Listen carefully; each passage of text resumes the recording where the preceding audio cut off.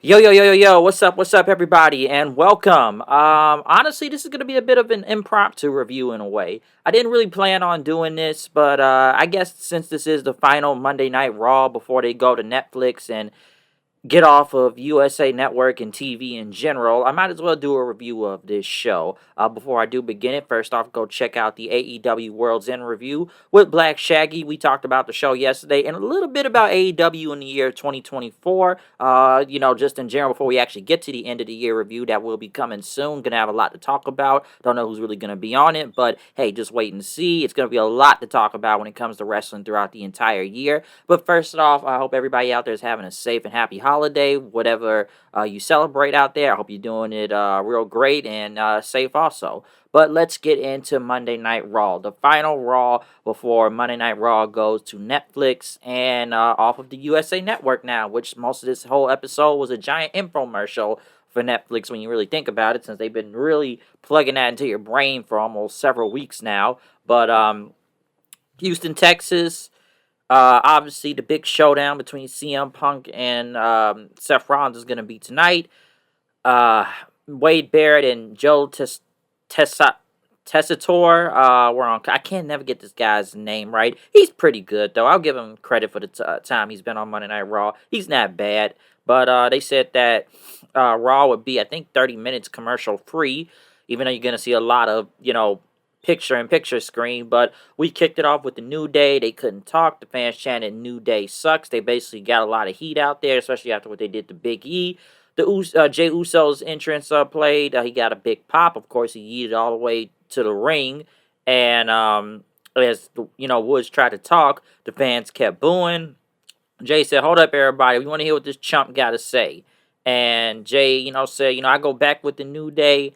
And, I only got really one thing to say to you. New Day sucks." The New Day just end up leaving in. But Jey Uso says, "I got other problems I got to address right now, okay?" He said, Roman Reigns, he's going to handle Solo and, do the whole tribal warfare thing. But tonight, he's here to call out Drew McIntyre. The Bloodline showed up on the screen then. Solo, Jacob, and Tama. Solo basically said Sami Zayn got a little bit too close on Friday, and you saw what happened to him. And he says that the Ulafala will stay on his neck forever, and that next week Roman Reigns will lose to him in that tribal combat match, and everybody will acknowledge him. Next thing you know, Drew McIntyre just ended up blindsiding Jey Uso, taking him out. Obviously, Adam Pearce and a whole bunch of agents came out there and tried to stop him then. Jey Uso did fight back, but McIntyre got the better of him. When everybody got Drew out of the ring, basically Drew ran back down and hit him with the Claymore kicked in after that. So it was a good way to kick off the show. Basically, more bloodline stuff and Drew basically hunting down anybody that's associated with Roman or just the bloodline in general. But right after, American Made was in the back as Chad Gable finally is gonna, go against Otis, which I feel like this match should have been done a while ago when they did have, the American Made and Alpha Academy feuding with each other. But no, they decided to have American Made get killed by the Wyatts for some whatever odd reason. And I don't know how that really helped Gable in the long run. I know Gable and them is. I feel like, and my friend Kyle brought this up to me that Gable, just American Made, kind of take more losses than they do wins. So they wanted to get a win tonight. This was a really good match. If you know how this feud is gone, you already know the story behind and what they've done. I think this was a good match. Chad Gable got the win. He got the ankle lock onto Otis. Otis did what he could to try to, not tap out and try to be resilient. But Chad Gable was able to make Otis tap out. The American Made celebrated. So, a win Gable needed. I know they keep talking about this trade-off window and everything. I hope they move Gable to SmackDown. Honestly, him and All American Made need to go to. They need to change the scenery because it looks like Gable and them just lose more on Raw than anybody. Honestly, they may get a win. I know they're heels, so they gotta use some dirty tactics, but they take more L's than they take W's. So I think they really need to go to SmackDown desperately. Rhea Ripley and Liv Morgan video promo aired as Rhea talked about how this was supposed to be her year and how she had her year-long title reign. And she walked out of WrestleMania as the women's champion. and then she got hurt and Judgment Day shenanigans and change ups and all that, and this whole feud with Liv, which honestly there's only two people that really kind of matter on Monday Night Raw when it comes to the women's division for the actual championship, is both Rhea Ripley and Liv Morgan, which honestly they said it has to end. It's got to be an end of it on Netflix. So like they kept both had say this has to end. So I hope this is the end of this feud and somebody else moves on for the title. Whether Ripley does win it back finally, or they will just probably screw Ripley out some sort of way and Liv will feud with somebody else. Hey, maybe Becky Lynch will return by next Monday on Raw. I don't know, but we'll find out and see. Judgment Day. Basically, we're in the back saying, we got something up our sleeve, and we're gonna do something about Priest and the War Raiders tonight. Raquel basically that Liv is preparing for a match, so she hadn't spoken with her. And Balor basically talked about Liv's gonna be a Hannah Ripley and told Raquel that you just tell her I wish her the best of luck. Basically, as the rest of the Judgment Day left. Right after that, and what was it? R-Truth was supposed to come out and face Butch or Pete Dunne, and Pete Dunne ended up attacking him right after and kept saying, "I'm nobody's Butch," and walked off. So that feud, I guess, continues to go. Dakota Kai went against Zoe Stark for the in the women's Intercontinental title tournament match. Dude, I'm gonna be honest, I really kind of forgot who's in this tournament in general for some reason. I don't know why. I just did, and honestly, the match was the match. I wasn't really kind of paying attention to this match that much, nor did the crowd until later on. I'm not surprised Dakota Kai won. I know somebody said the finish was botched, but the match was good for what it was.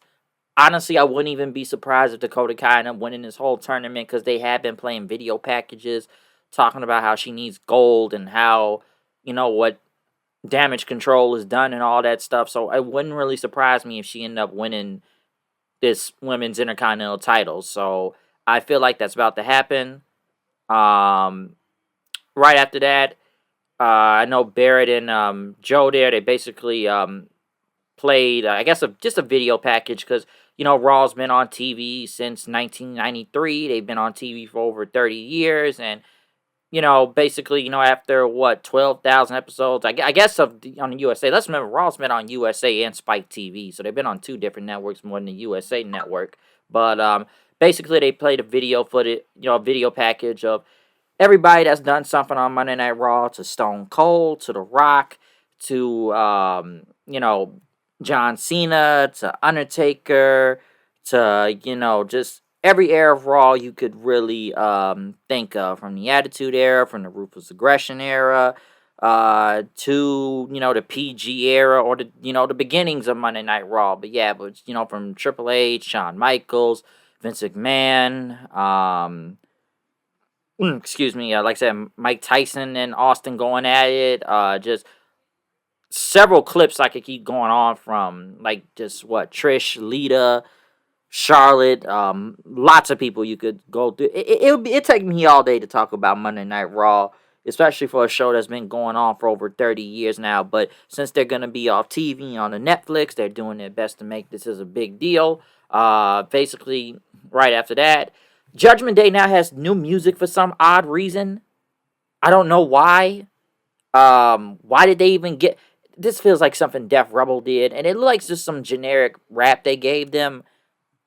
I don't know what to really think about this. Maybe I should listen to it again. Maybe I'll like it, but I think they should have just kept Judgment Day's theme song the way it was. I don't know why they changed it. That's strange to me. Like, why they even changed their music. But they went against Priest in the war, and the Priest and Viking Raiders. A good match, like I said, literally all over the place. Crowd going nuts for it. Priest ended up beating Dom with looked like a black hole slam out there. Balor ended up attacking Priest right after. He tried to go for the coup de grace, but the Viking Raiders kind of ran him off. So obviously Balor said this isn't over. It's going to keep going. So we'll see what happens after that. Right after that, Ludwig Kaiser was in the ring and basically talked about he wants another shot at the Intercontinental title. and he wanted Braun Breaker to come out here. But Sheamus ended up coming back. We haven't seen him since Survivor Series. Sheamus and Kaizen are brawling in. Sheamus ended up getting a bro kick in after that as he celebrated. Rey Mysterio and the LWO basically talked about Otis to say, hey, you stood up against your mentor, against Gable, and next time you're going to get his ass. Right after that, almost sneeze right there. Hold on.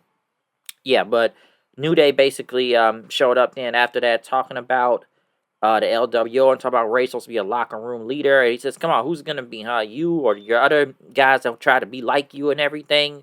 He says, come on. Come on, come on, 2-on-2 next week. Let's do it. And Ray says, yeah, we'll have a match with you. So I guess it's going to be the LWO versus the New Day pretty soon. Right after that, I know they had a Pentagon Jr., which, come on, we all know Pentagon Jr. is coming to WWE. I know Phoenix, I'm not going to go into the whole contract thing with AEW right now, but we know Pentagon is coming to WWE. I will give it to the Royal Rumble if necessary.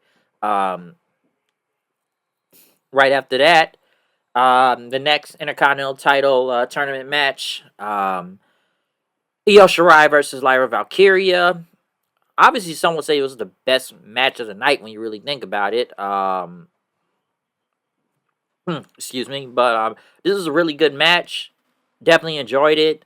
It definitely woke the crowd up, because at the beginning it was kind of quiet, but I definitely did enjoy this match. Lyra ended up getting a roll-up win onto Io, which honestly I figured Bird Girl was gonna get the win anyways. Io, honestly I don't even know why Io was in this tournament. Didn't she just fight for the title? So why is she now going for the secondary title? Like, I know they took out Kyrie, but it was like kind of interesting they just put Io in there just to kind of fill that spot. But Io didn't need even to win this whole tournament anyway. So I figured Bird Girl was gonna win Lyra. So yeah, it's gonna be Lyra and Dakota Kai for the title next week. Um, right after that, I guess we now finally got to the last part of the show. Seth Rollins came out, say it's the last Raw of the year, and on the USA Network, how about we go out with a bang, and talked about, his match with CM Punk is going to be the best in the world versus the real best in the world, and I'll be on Raw every week once I beat Punk, and, Punk will probably go cry another 10 years and take his ball and go home.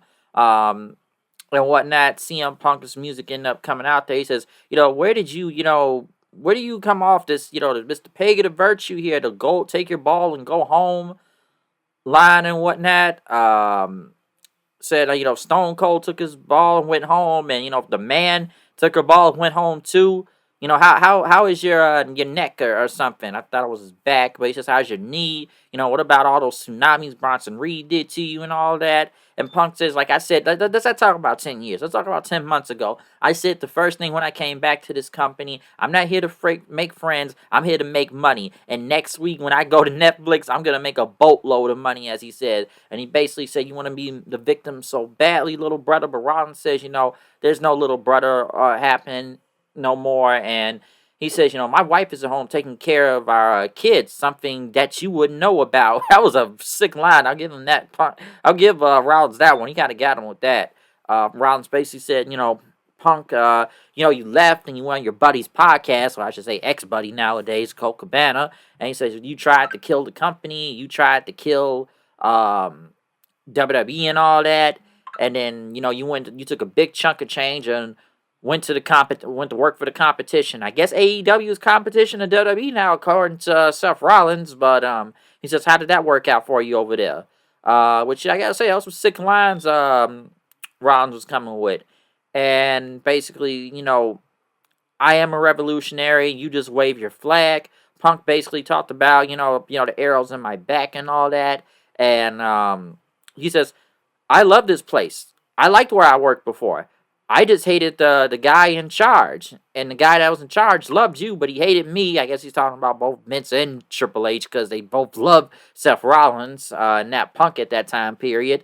But Punk basically went on, when I was gone, you stabbed Roman Reigns in the back, and now you want to play victim here. And, arrows always kill weak people, but I keep going. And, it's the reason why I call myself the best in the world. And I'm going to take those arrows, I'm going to shove it down your throat when we go to Netflix next week. So, Well, sorry, his corporate throat, I should be saying. And Rollins basically told Punk, once upon a time you were a pioneer around here, but you were cancer. You've been a cancer to the locker room. You're cancer to my brain. You're cancer to the business. And I have to cut the cancer out. And, I'm going to burn it down next week when I face you on Raw. So, got to say, great promo segment to end this whole episode of Raw. Definitely enjoyed it with Punk and Rollins. Definitely took some good shots at each other out there. So, hey, we're going to see what happens next week on Raw when this big showdown happens with both of them. Like I said, they won't be on the USA Network anymore. I'll say this. Will I be buying Netflix to watch Monday Night Raw next week? Nope. I'm not going to do it. I'm just not. I've learned how to watch Raw free for years, and I'm going to continue to keep doing that. I'm not really about to go buy. I'm not about to pay to watch Monday Night Raw. And trust me, I know some are going to say, you got cable, say that to a lot of people. Well, a lot of people don't have cable and whatnot. So we always find a way to watch Monday Night Raw. And the internet has always been a way to watch Monday Night Raw. So I don't really need to go buy Netflix to watch this show. I really don't. Okay, and I'll say this, SmackDown too this Friday. Am I really looking forward to 3 hours of SmackDown um this week or from here on now? No, I think SmackDown should just stay 2 hours. I know Raw will be back to 3 hours by next week, but SmackDown, I think SmackDown should just stay to 2 hours. I'm not really trying to see 3 hours of SmackDown. I'm sorry, I'm not. It's just I feel like it's gonna drag now on Friday. I'm good with the 2 hours. It's always been 2 hours on SmackDown. Like, could it be better with three? I don't know, but I rather just kept it two. Say if Raw can go back to three, then SmackDown can keep two. We don't need 2 3 hour shows throughout the entire week. Okay, I guess USA wants some more wrestling on there because Raw's not going to be on here anymore. NXT is on the CW nowadays. So I guess USA was like, yeah, we're going to need 3 hours of SmackDown. Personally, I don't think it needs to happen. I don't. But, hey, I guess it is what it is. We'll see what happens. But other than that, I'm sure I have more to say about a lot of this stuff when we do the end of the year review coming up soon. So, yeah.